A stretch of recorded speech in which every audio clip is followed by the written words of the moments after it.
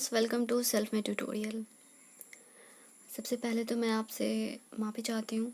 मैंने कुछ दिनों से वीडियो अपलोड नहीं किया, कुछ प्रॉब्लम होने के कारण मैं अपलोड नहीं कर पाई, सो सॉरी। तो चलिए आज हम देखेंगे कुछ एक इम्पॉर्टेंट वीडियो है जो ये जो थ्योरी है जो आते हैं क्वेश्चन में। ओके, तो ये मैं एक अच्छे चार्ट के थ्रू मैं आपको बताऊंगी, जिससे आप अच्छे से टेक्निकल वे में आप इसे आंसर में लिख सकते हैं, तो जिससे आपके मार्क्स अच्छे उठेंगे। ओके, तो चलिए अगर आपका इसका पीडीएफ वगैरह कुछ चाहिए तो आप टेलीग्राम से जुड़ सकते हैं। ओके, वहाँ पे आपको अवेलेबल किया जाएगा। चलिए जो आज का थियरी है वो है Erikson theory of psycho social development. यानी कि ये जो है बीएड फर्स्ट ईयर से जो एग्ज़ाम होने वाला है आपका, उसका क्रैश कोर्स है। अब आपको ये लगेगा कि मैं पूरा नोट्स क्यों नहीं अवेलेबल करा रही हूँ, क्योंकि ये क्रैश कोर्स है, उस इतना टाइम नहीं है कि मैं आपको अवेलेबल करा सकूँ। ओके, और वैसे आपको इसका नोट्स चाहिए तो आपको पीडीएफ में चाहिए तो आप टेलीग्राम से जुड़ सकते हैं, और अगर आपका इसका वीडियो चाहिए तो इस प्लेलिस्ट में आप जाके देख सकते हैं, इसका नोट्स अवेलेबल है। ओके, तो चलिए देखिए यहाँ पे है Erikson's theory of psycho social development, और इसे theory of social and emotional development भी कहते हैं। ठीक है, तो एरिक्सन का जो ये सोशल एंड इमोशनल डेवलपमेंट का थियरी है, बहुत ही महत्व है इसका। ठीक है, ये जैसे दिखने से लग रहा है कि जैसे नाम से ही पता चल रहा है कि ये सामाजिक और इमोशनल डेवलपमेंट से रिलेटेड है। ओके, इस थियरी को साइको सोशल थियरी भी कहा जाता है। ठीक है, यह थियरी जो है चाइल्ड डेवलपमेंट के साथ एडल्ट डेवलपमेंट को भी समझने में सहायक होता है, क्योंकि इसमें 8 स्टेज होते हैं, और 8 स्टेज जो होता है जन्म से लेकर मृत्यु तक के सारे को एक्सप्लेन करता है। तो इसलिए यह जो है चाइल्ड डेवलपमेंट से लेकर एडल्ट डेवलपमेंट को भी डिफाइन करता है। ठीक है, तो इनके एरिक्सन के थ्योरी में जो है 8 स्टेज हैं, और इसमें जो आपका यहाँ पे आप देख रहे होंगे जो स्टेजेस दिए गए हैं, यहाँ पे चार्ट बनाए गए हैं। तो ये है स्टेज, यहाँ पे है पीरियड, यानी कि जो स्टेज है वो कब से कब तक चलता है। उसके बाद जो है उसमें एक इम्पॉर्टेंट बात यह है कि इसमें साइको सोशल स्ट्रेंथ, यानी जो क्राइसिस होती है उसमें साइको सोशल स्ट्रेंथ उत्पन्न होते हैं, जिसे हम स्ट्रेंथ उत्पन्न होते हैं, जिससे मतलब ये जो हर स्टेज होता है, हर स्टेज में कुछ ना कुछ क्राइसिस और कन्फ्लिक्ट होती है, और जब हम बच्चा उस कन्फ्लिक्ट को पार कर जाता है, ह्यूमन बींग्स जो है उस कन्फ्लिक्ट को का सॉल्यूशन ढूंढ लेता है, तब उसमें एक स्ट्रेंथ उत्पन्न होता है, जिसे साइको सोशल स्ट्रेंथ कहते हैं। ठीक है, तो यहाँ पे 8 स्टेज है, 8 साइको सोशल स्ट्रेंथ है। तो चलिए हम 1 बाय 1 करके देखते हैं कि क्या क्या हमें पढ़ना है। ठीक है, तो फर्स्ट स्टेज जो है आपका, ये है आपका ट्रस्ट एंड मिसट्रस्ट। ओके, और मैं एक बात बता दूं आपको, अगर ये आपका क्वेश्चन आता है तो पहले तो आप इंट्रोडक्शन लिखें। इंट्रोडक्शन में आप ये डाल सकते हैं कि एरिक्सन के सोशल एंड इमोशनल डेवलपमेंट के थ्योरी का बहुत महत्व है, इस थ्योरी को ये कहते हैं, और इसका जो थ्योरी जो है चाइल्ड डेवलपमेंट के साथ एडल्ट डेवलपमेंट को भी समझने में सहायक है। इसके बाद आप लिख सकते हैं इसमें टोटल 8 स्टेज है, यानी इंट्रोडक्शन के रूप में आप जो इसके बारे में आउटलुक जानते हैं वो आप इसमें इंट्रोडक्शन में डाल सकते हैं। जैसे यह स्टेज एरिक्सन के first theory of 8 layer human development, इनका जो फर्स्ट थियरी था theory of 8 layer human development था, जो उनकी बुक जो है चाइल्डहुड एंड सोसाइटी बुक में प्रकाशित हुआ था, से रिलेटेड है। आप ऐसा सब लिख सकते हैं। ठीक है, और इस थियरी को और भी नामों से जाना जाता है, जैसे bio psycho social theory and Erikson human development cycle. ठीक है, तो ये जो है नॉर्मल सा इंट्रोडक्शन है। इसमें आप ये भी डाल सकते हैं कि इन्होंने कहा था कि व्यक्तित्व और बिहेवियर जन्म के बाद प्रभावित होते हैं, ना कि जन्म से पहले। ठीक है, तो ये कुछ है इंट्रोडक्शन। आप इंट्रोडक्शन में कुछ कोई भी स्टार्ट करने से पहले आप क्वेश्चन आप इंट्रोडक्शन लिखें, फिर उसके बाद जो है आप अगर कैरेक्टरिस्टिक पूछ रहा है तो कैरेक्टरिस्टिक लिखें, अदरवाइज आपका स्टेज पूछ रहा है तो आप स्टेज के कैरेक्टरिस्टिक लिखते हुए आप आंसर दे सकते हैं। ओके, तो देखिए, अगर आपको क्वेश्चन में पूछे कि characteristic of psycho social theory, यानी स्टेज का जो एरिक्सन थियरी का जो है उसका साइको सोशल कैरेक्टरिस्टिक क्या होगा, तो आप बोल सकते हैं कि इसमें जो है जो साइको सोशल स्टेजेज हैं उसमें 8 स्टेज हैं। इसमें हर स्टेज में एक क्राइसिस होती है, यानी कि जीवन काल का एक ऐसा टर्निंग पॉइंट जो ह्यूमन में biological maturity and social demand दोनों में अंतर क्रिया के फलस्वरूप उत्पन्न होता है। ये जो क्राइसिस होता है, यानी कि जैसे बायोलॉजिकल मैच्योरिटी, यानी कि बायोलॉजिकल नेचर जो है, नेचुरली कुछ नीड होती है और अपनी कुछ नीड होती है, तो उसमें जो अंतर क्रिया होती है उसके फलस्वरूप क्राइसिस उत्पन्न होता है। क्राइसिस को हम पार करके ही कुछ हम प्राप्त करते हैं, ठीक है, तो वहीं ये क्राइसिस होता है। उसके बाद साइको सोशल क्राइसिस जो होता है नेगेटिव भी हो सकता है, पॉजिटिव भी हो सकता है, जैसे, ठीक है। जैसे आप ये ले सकते हैं कि जैसे रोल कन्फ्यूजन वर्सेज, इसमें जो आप स्टेज पढ़ेंगे तो आपको पता चल जाएगा, ठीक है। जैसे प्रत्येक स्टेज में कन्फ्लिक्ट का होना एरिक्सन आवश्यक मानते हैं। यदि ह्यूमन का कन्फ्लिक्ट का सॉल्यूशन कर लेता है, ह्यूमन जो है अगर कन्फ्लिक्ट का सॉल्यूशन कर लेता है तो नेगेटिव क्राइसिस खत्म हो जाती है, ठीक है, ऑटोमेटिक ही खत्म हो जाएगी। और इंडिविजुअलिटी यानी व्यक्तित्व डेवलपमेंट में बाधा जो उत्पन्न होती है वो खत्म हो जाएगी। जब नेगेटिव क्राइसिस ही खत्म हो जाएगी तो जो भी बाधाएं हैं वो खत्म होगी। तो ये सारे कैरेक्टरिस्टिक हो गए, ठीक है। जैसे आपके और कैरेक्टरिस्टिक हो गए इंडिविजुअल, यानी व्यक्तित्व डेवलपमेंट के दौरान आने वाले प्रत्येक क्राइसिस का सॉल्यूशन कर लेने पर ह्यूमन में एक विशेष साइको सोशल स्ट्रेंथ की उत्पत्ति होती है, ठीक है, जिसे एरिक्सन ने वर्च्यू का नाम दिया, ठीक है। तो आप यहाँ पे जो साइको सोशल स्ट्रेंथ लिखा हुआ है आप यहाँ पे वर्च्यू भी लिख सकते हैं, ठीक है। तो आप इंट्रोडक्शन लिख दें, उसके बाद जो है आप ये कर देने के बाद उसके बाद आप ये भी कर सकते हैं कि प्रत्येक साइको सोशल स्टेज का निर्माण उससे सबसे पहले के स्टेज में हुए डेवलपमेंट से होता है, ठीक है। तो ये कुछ है कैरेक्टरिस्टिक हो गया। और उसके बाद आपको क्या करना है कि जो आपका मेन है क्वेश्चन अगर पूछता है तो ये है क्या, Erikson psycho social stage theory का स्टेज। तो आप वहाँ पे लिख सकते हैं कि यहाँ थ्योरी इसमें निम्नलिखित 8 स्टेज है। उसके बाद थोड़ा सा इसके स्टेज के बारे में फिर से दे सकते हैं हल्का फुल्का, ठीक है। उसके बाद जो है आप स्टेज लिखना स्टार्ट कर दें या पहले चार्ट डाल दें। ये जो आपको चार्ट दिख रहा है ये आपको चार्ट डालना है, ठीक है। उसके बाद आप एक 1 बाय 1 करके एक्सप्लेन करते जाएं। जैसे फर्स्ट है आपका, देखिए यहाँ पे ट्रस्ट वर्सेज मिसट्रस्ट, ठीक है। तो ये जो है 0 से 1 ईयर्स तक चलता है इसका टाइम पीरियड जो है। और इसमें जो है साइको सोशल स्ट्रेंथ जो होता है होप होता है। तो अब देखिए ट्रस्ट एंड मिसट्रस्ट क्या होता है, ठीक है। तो इसमें जो ट्रस्ट का मतलब है विश्वास बनाम जो होता है अविश्वास, ठीक है। तो इसमें चिल्ड्रन में ट्रस्ट इमोशन, यानी ट्रस्ट का इमोशन जो ट्रस्ट का फीलिंग का डेवलपमेंट होता है, ठीक है। यह विकास पेरेंट द्वारा उत्पन्न देखरेख के परिणाम स्वरूप होता है। इसमें जो होता है कि बच्चों में ट्रस्ट की फीलिंग यानी विश्वास का, यानी कि जब आपने देखा होगा छोटे बच्चे जब अपने पेरेंट्स के गोद में रहते हैं तो वो अच्छे से रहते हैं, रोते नहीं हैं। लेकिन जब जो ही वो दूसरे अलग अदर गार्जियन या कोई भी हो उसके गोद में जाते हैं तो चिल्लाने लगते हैं। ऐसा क्यों होता है? क्योंकि उन्हें ना ट्रस्ट हो जाता है अपने पेरेंट्स पे कि वो हमारी देख रेख कर सकते हैं, वो हमारी अच्छे मतलब हमें क्या हमारे साथ बुरा नहीं कर सकते, ठीक है। लेकिन अदर पे उन्हें ट्रस्ट नहीं होता, इसलिए वो रोने लगते हैं, ठीक है।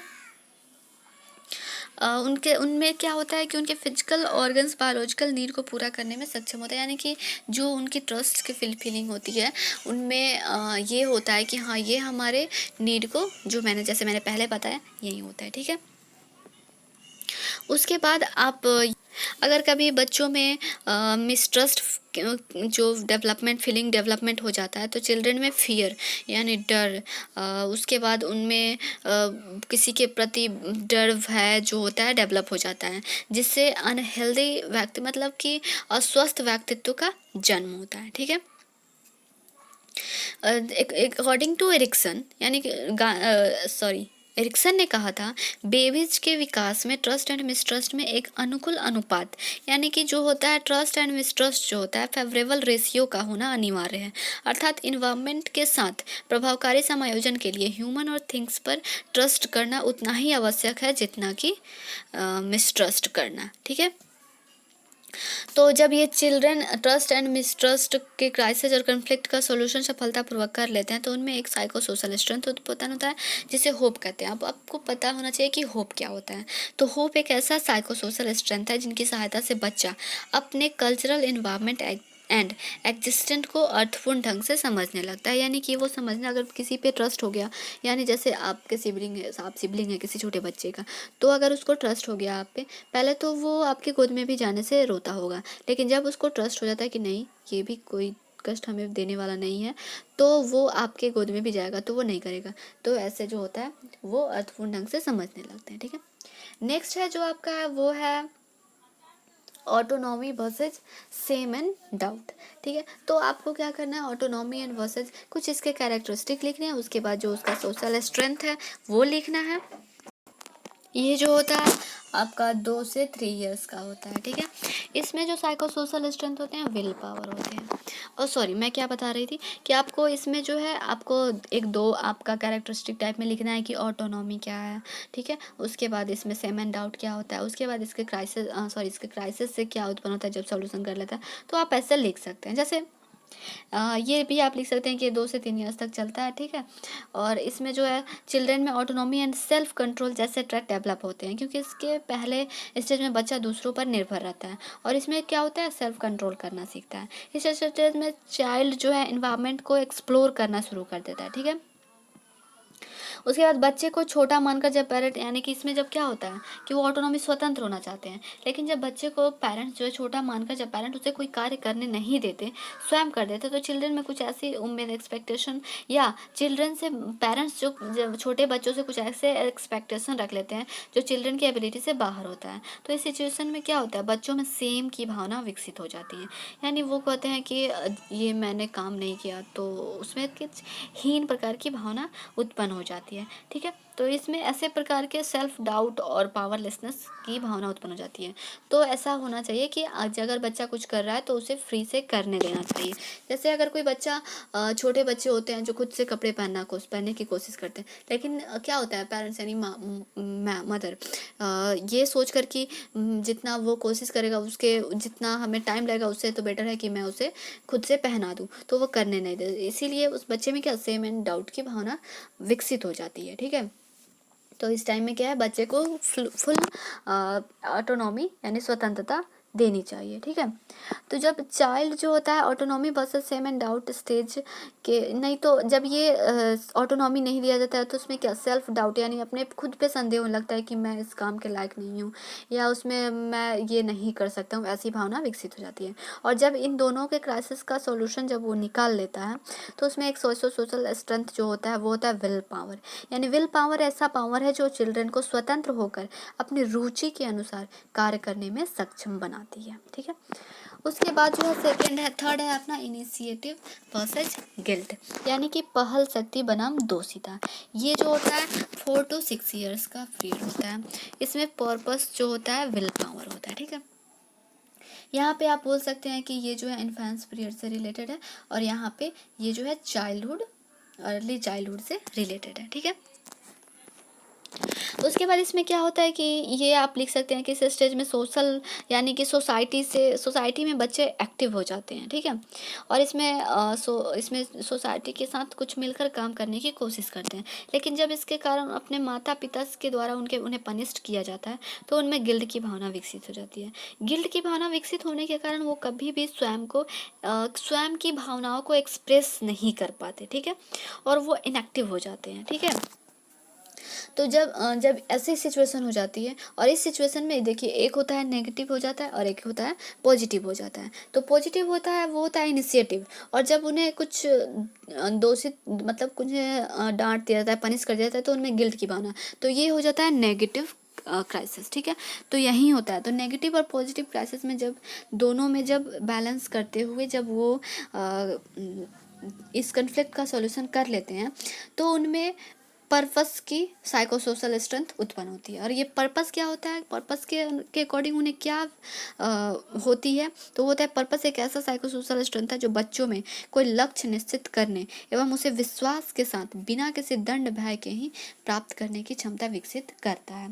यानी जब वो समाज में किसी को हेल्प करता है तो उसे किसी भी प्रकार को दोषी नहीं ठहराया जाता, तो उसमें एक विश्वास उत्पन्न होता है कि मैं ये काम कर सकता हूँ। वो लक्ष्य निश्चित करता है, उसके अकॉर्डिंग ही वो काम करता है। ठीक है, नेक्स्ट है आपका इंडस्ट्री वर्सेज इन्फीरियरिटी। ये जो होता है 6 to 12 ईयर्स होता है। ये जो होता है आपका लेट चाइल्डहुड स्टेज होता है। और ये क्या होता है, इसमें जो होता है साइकोसोशल स्ट्रेंथ कॉम्पिटेंसी की भावना विकसित होती है। ठीक है, ये 6 to 12 ईयर्स होता है। ओके, तो इसमें देखिए क्या होता है, चिल्ड्रन पहली बार इसमें जो होता है बच्चे 6 से 12, तो आपको नॉर्मली पता ही होगा कि 3 से 6 जो होता है प्री प्राइमरी स्कूल होता है। उसके बाद प्राइमरी स्कूल में बच्चे जाना स्कूल में स्टार्ट कर देते हैं, यानी कि फॉर्मल एजुकेशन होने लगता है। ठीक है, इसमें जो होता है जब कोई प्राइमरी स्किल को सीखता है तो बच्चे उसमें बहुत ही परिश्रम करते हैं। इसका जो अर्थ ही होता है परिश्रम बनाम हीनता। ओके, इंडस्ट्री वर्सेस इन्फीरियरिटी, तो परिश्रम करते हैं तो उसमें क्या होता है, परिश्रम की भावना उत्पन्न होती है और उन्हें टीचर्स, फैमिली मेम्बर और नेबर द्वारा उन्हें इंडस्ट्री की फीलिंग को प्रोत्साहन मिलता है। और जब चिल्ड्रन इस स्किल को सीखने में असफल हो जाते हैं, यानी कोई कुछ स्किल सिखाया जाता है तो असफल हो जाते हैं, तो क्या होता है उसमें इनकम्पिटेंसी की भावना विकसित हो जाती है, जिसके फलस्वरूप उनमें एबिलिटी पर ट्रस्ट नहीं हो पाता। ठीक है, यानी कि उन्हें लगता है कि मैं ये काम नहीं कर सकता, या वह मतलब जैसे, तो इसमें क्या होता है कि जब इंडस्ट्री एंड इन्फीरियरिटी की स्टेज के कन्फ्लिक्ट का जब सॉल्यूशन कर लेता है तो उसमें जो स्ट्रेंथ उत्पन्न होता है वो उस कॉम्पिटेंसी कहलाता है।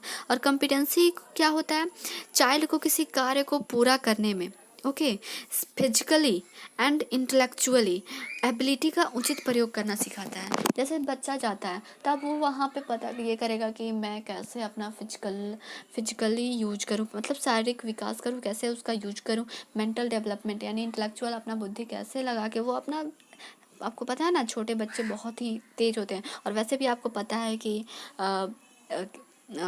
आधी जितनी पूरी उम्र में विकसित होता है उतना क्या कहते हैं, चाइल्डहुड में टाइम वो डेवलप हो जाता है, उसका मेंटल डेवलपमेंट आधी हो जाती है। ठीक है, पूरी हो जाती है उसका। तो यहाँ पे जो होता है कॉम्पिटेंसी, तो वो एबिलिटी को उचित प्रयोग करने का सीखता है। ठीक है, उसके बाद जो है नेक्स्ट है ego identity versus role confusion. ठीक है, ये जो होता है आपका 13 से 9 ईयर्स, तो आपको ये पता है कि ये एडोलसेंस स्टेज है।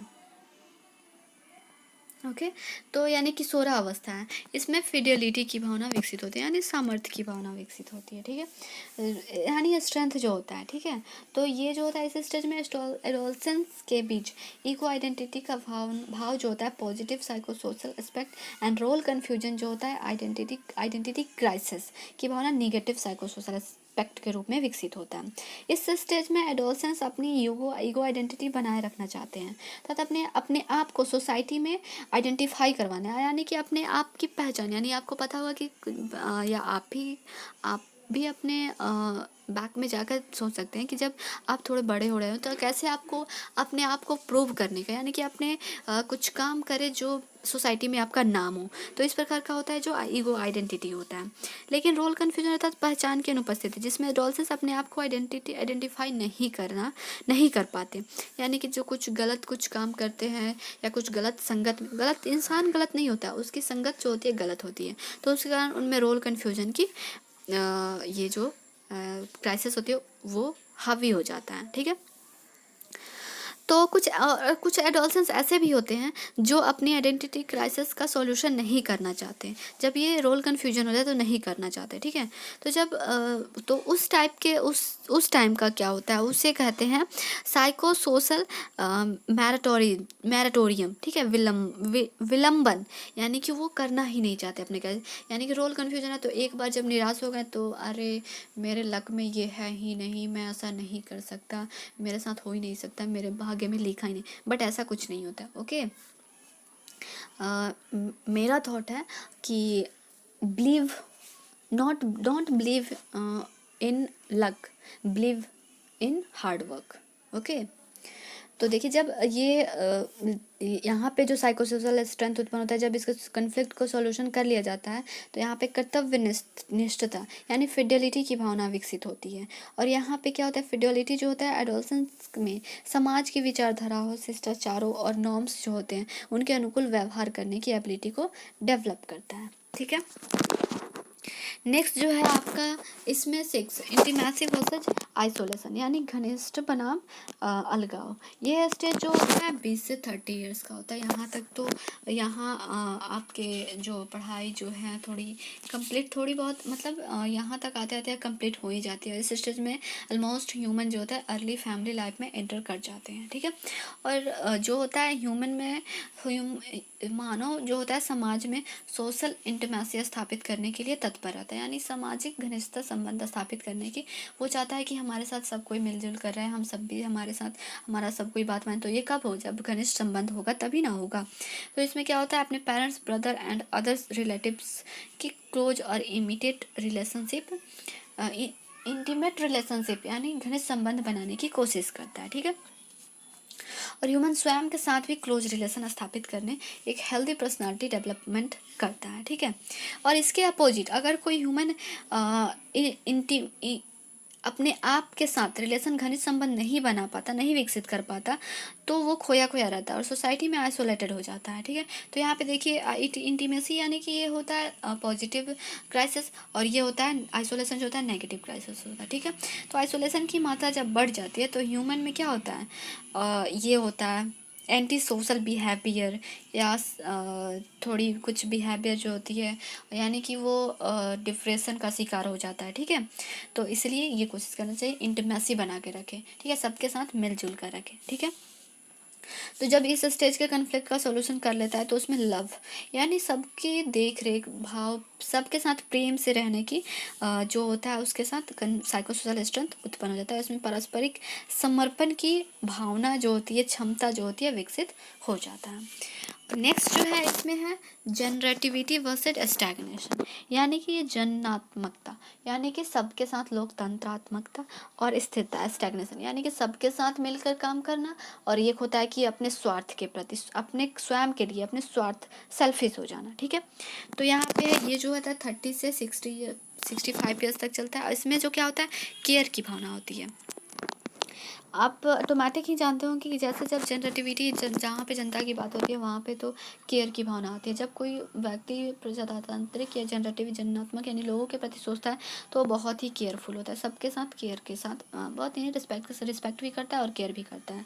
ठीक है, तो इस स्टेज में ह्यूमन में जननात्मकता का भाव विकसित होता है, अर्थात ह्यूमन द्वारा अपने नेक्स्ट जनरेशन के लोगों के कल्याण तथा साथ ही साथ इस सोसाइटी के लिए जिसमें वे लोग रहेंगे को उन्नत बनाने की चिंता में विकसित, मतलब अपना टाइम व्यतीत करता है। यानी कि जैसे अभी जिस समाज में रह रहा है उसके लिए तो करेगा ही करेगा, लेकिन ये सोच कर करेगा कि हम कुछ ऐसा काम करें कि आने वाला भविष्य, जो आने वाला फ्यूचर, आने वाला जनरेशन जो है वो इससे भी बेटर रह सके, तो उसके प्रति वो कुछ ना कुछ करता ही रहता है। तो केयर यहाँ पे हुआ। ठीक है, जनरेटिविटी का डेवलपमेंट प्रोडक्टिविटी एंड क्रिएटिविटी से भी होता है, यानी कि यहाँ पे जो है जनरेटिविटी यानी आप जनरेटिव मतलब जन्नात्मक होंगे तो यहाँ पे आप कुछ ना कुछ अच्छा करेंगे, तो यहाँ पे क्रिएटिविटी आ ही जाता है, यानी कुछ नया करेंगे, समथिंग बेटर, समथिंग न्यू।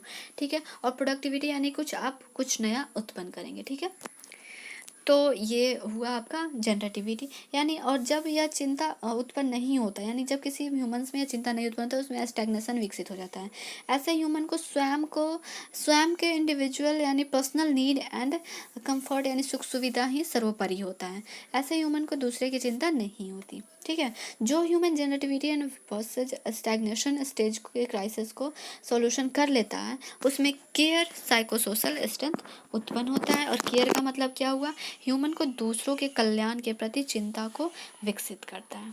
ठीक है, नेक्स्ट जो है आपका last stage 8 stage ego integrity versus despair. ठीक है, ये जो होता है 65 टू डेथ ईयर तक। इसमें क्या होता है, जब इंसान जब बूढ़ा हो जाता है, यानी उनकी उम्र ढलने लगती है। ठीक है, जैसे आपको पता है कि इसमें विकास का डेवलपमेंट जो होता है कम होता चला जाता है। यानी कि इसमें 6 की ज़्यादा मात्रा होती है। उस पहले अर्ली लाइफ में तो डेवलप ग्रोथ की होती है, लेकिन यहाँ पे जो होता है इनोवोल्यूशन होने लगता है, यानी क्षय होने लगता है। तो यहाँ पे जो होता है इंसान जो है अपने पिछले नहीं, मतलब क्या क्या किया है उसके बारे में सोचने लगता है। ठीक है, और ये जो होता है इरिक्सन ने कहा था कि ये डेवलपमेंट का जो है लास्ट स्टेज होता है। जैसे पहले ही बताया गया था कि इसमें चाइल्ड डेवलपमेंट से एडल्ट डेवलपमेंट तक का सबका बताया था। इसमें जो इसे मैच्योरिटी का स्टेज भी कहा जाता है।